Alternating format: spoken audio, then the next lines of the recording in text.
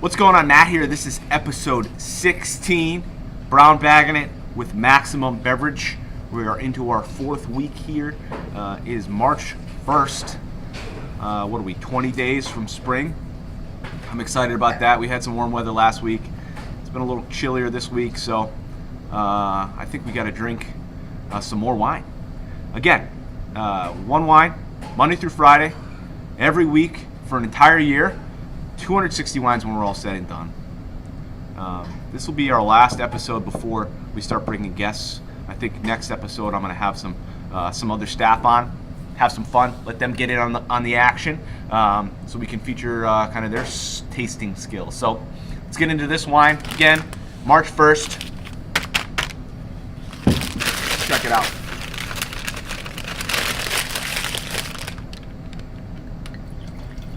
Oh, that's a white wine. Good color, pale yellow. Kind of reminds me of the color of like, Budweiser.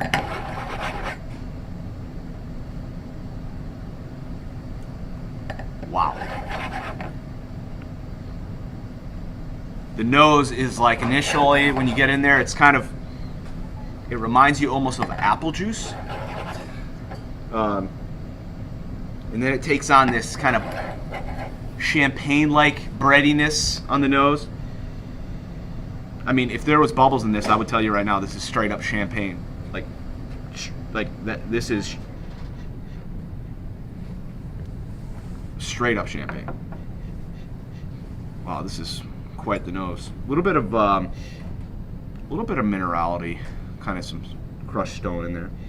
But really, you're getting apple and like brioche, kind of bready, yeasty. I love it. If anyone's ever had Krug, which is like in the $1.50 range, this nose reminds me a lot of that.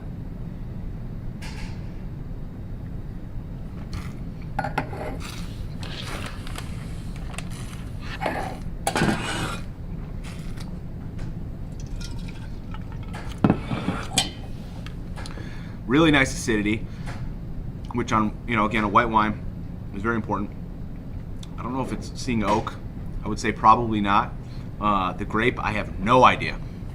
I could say because of the champagne thing, there might be some Chardonnay in there, but I don't think it's Chard.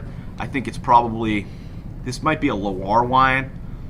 So I'm saying France. It's got some interesting notes in there. Again, it's just like, it reminds me a lot of champagne, so maybe it could be kind of northern France. Is it Alsace? I don't think the fruit's just a little different. Again, apple. Oh man, this is just really tasty.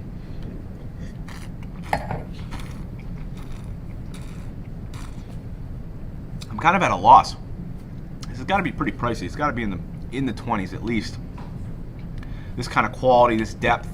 I'm gonna say this is retailing like. I'm gonna say this is like about $29.99. Really nice bottle of wine. If you like, for champagne, you're paying $50, $60, and this has a lot of those qualities without the bubbles. So I think I might be a little high. It's probably going to show up less than that, but it just seems like it's really just well-made stuff. Score. Yeah, this is 9.2. This is the highest. I think this is the most interesting and the best wine we've had yet on the whole show. So if I pull this out and it's like something pedestrian as far as label goes, I guess I'll be excited. But I'm hoping it's something interesting. There we go. It's Vouvray. So Chenin, Loire, Dilettante. This is a Kermit Lynch wine. I'm not really surprised. This kind of puts it right on where I would thought it would have been. It's definitely Loire. It's so bready. It's so much apple. This is just delicious. I think this $24.99. $23.99. $23.99. So $30. this is a super value. Here's what we know about Kermit Lynch, right?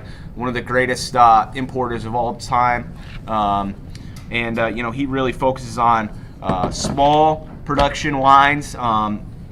With natural processes, biodynamic. That doesn't have to necessarily be that way, but that's really the focus. So the quality is here. So 2014 Vouvray Chenin Sec. I think they're saying this is super dry though.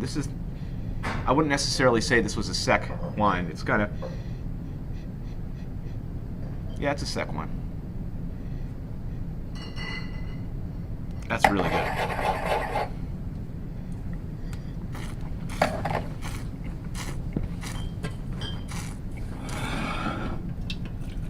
I was thinking demi-sec. This is definitely a sec wine. Demi-sec would be kind of almost semi-sweet, but this is dry.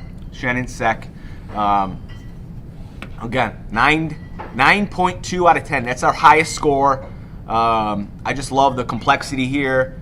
This is really, if you want to try some wine that's just different, and even if you like kind of unoaked Chardonnays, you should try this because there's just so much complexity.